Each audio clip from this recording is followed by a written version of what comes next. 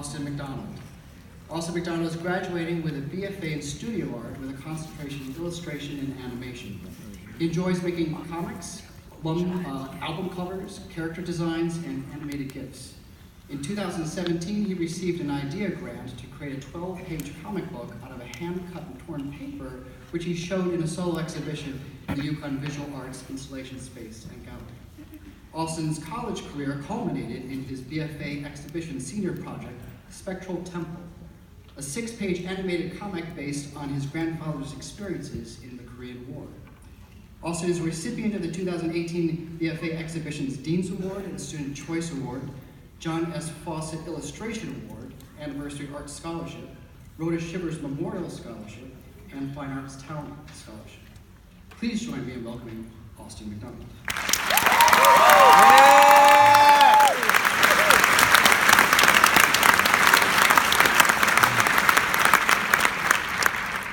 So, when the faculty was looking for the student speaker, naturally they were looking for the most qualified, the most talented, preferably the best looking candidate for the job. Unfortunately, that person wasn't available, so they got me instead. Now, with that corny joke aside, huge thanks to the faculty, my family, and my friends. Y'all are the best. So we made it. We're graduating. And for a lot of us, the job hunt begins. Many of us will get jobs in our creative fields of choice right out of the gates. And that's awesome. But many of us won't. And that's fine too. What you do and what you do for work can be two different things. Even in that dream creative job, I would hope that you still pursue your own personal creative work on the side to always keep growing and evolving as an artist. Now, don't get me wrong, it's not easy, especially when we're not going to have any more deadlines or somebody telling us what to do. So I have some advice, or at least what I plan on doing after graduation, and hopefully you'll get something out of it. So take some time after graduation, surround yourself with new inspiration.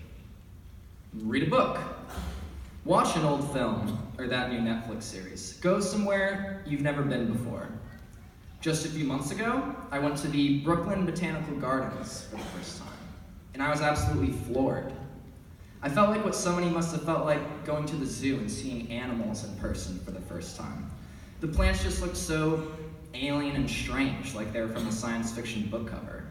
If one of the workers told me that NASA had harvested some seeds from Neptune and they were growing the plants there, I totally would have bought it. So needless to say, I was drawing weird plants for weeks afterwards. Now, obviously not everyone in this room is going to get as gassed as I did on a couple of strange-looking plants, but there's something to be said for having a new experience, doing something new. One of the most creative people in the world, Walt Disney, said, "We keep moving forward, opening new doors and doing new things, because we are curious, and curiosity keeps leading us down new paths." So stay curious. You never know what you're going to be motivated by.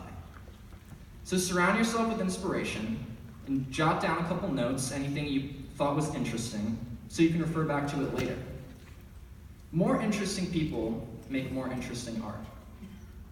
So now you've had some time to recharge after the craziness of college. You're chock full of new ideas.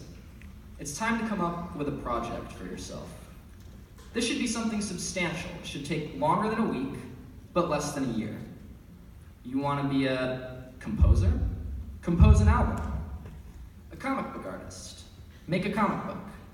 A filmmaker? Create a short film.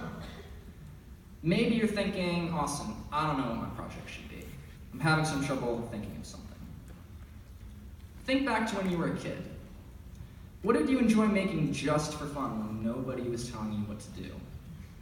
Were you the kid who built with Legos? The kid who climbed trees and played outside for hours? Or the kid who loved to read and listen to music? For me, my career as a comic book artist started in the 3rd grade with my Fireboy comic book series. These were short, silly comics I would make when I was bored. I would painstakingly scotch tape them together and write 25 cents on the back. Now, as a college student, lo and behold, I've kept returning to these short comic book stories. So really, nothing is stopping you from making this project. We have way too many resources right at our fingertips. For example, my roommate, he wanted to learn how to play guitar. So we recorded an entire album on his phone, and it sounds flippin' awesome. Shout out Mild Monk. So one of the difficulties of doing a personal project such as this is the lack of deadlines.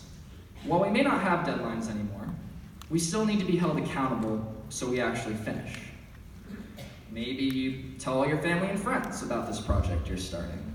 Maybe you post about it on social media. Regardless, nobody wants to be that person who says they're going to do something and then doesn't. Try to work on this project for just 10 minutes a day. I think everybody in this room has 10 minutes a day that they can spare. Usually, you're going to hit that 10-minute mark and then want to keep working on it. So chip away at this project, show your progress to your friends, and if they're good friends, they'll hype you up on it and make you want to keep working. So why bother? Why bother with a personal project like this? As we so often hear in critique, what's the point? Well, for one thing, what better way to show a potential employer you can deliver than with a finished product? But even more importantly, we need more artists who finish a project and share it with the world. We're the ones who shape culture. I shouldn't have to tell the fine arts department this, but we have very important roles. We have the ability to challenge stereotypes. Not only stereotypes, but we can challenge all the things in our society that most people look at and say that's just the way it is. We're free from normative thinking. We give a voice to the other. We have very unique roles. Every decade is defined by and remembered for its artwork. When we think of the 50s, 60s, 70s, or 80s, we all think about the music, fashion, literature, films, theater, and artwork of that time.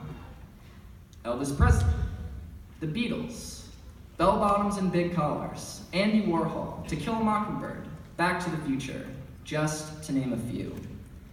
All of us in this room could have an impact on the next decade. One of your personal projects could be a defining aspect of the 2020s. What an amazing opportunity, and who wouldn't want to be a part of it? So let's get busy, because remember, it only takes 10 minutes. And this is all pretty exciting stuff, but at the end of the day, keep doing your thing, because life would be pretty boring without us artists. So do us all a favor and keep creating so then we can all enjoy it. And finally, I will leave you with the words of John Keating. Medicine, law, business, engineering. These are noble pursuits and necessary to sustain life.